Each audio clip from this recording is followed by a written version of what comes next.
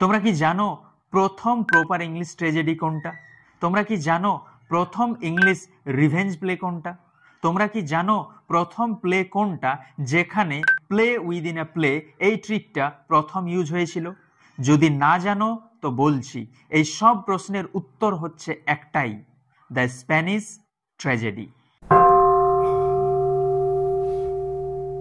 The Spanish tragedy হচ্ছে সেই নাটকটা যে নাটকের মাধ্যমে এলিজাবেথান ড্রামার যে ট্রেন্ড বা এলিজাবেথান থিয়েটারের যে ট্রেন্ড সেইটার সূচনা হয়েছিল। এই নাটকটার লেখক হলেন থমাস কিড, আর এই নাটকটা উনি কম্পোজ করেছিলেন 1582 টু 1592 এর মাঝে কোনো এক সময়।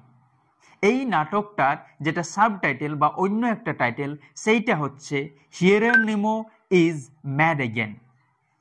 অনেক লোকের মতে শেক্সপিয়ারের শ্রেষ্ঠ ট্র্যাজেডি যেটা হ্যামলেট, সেই নাটকটার ইন্সপিরেশন এবং এ মাইনর সোর্স হচ্ছে এই নাটকটাই, দ্য স্প্যানিশ ট্র্যাজেডি।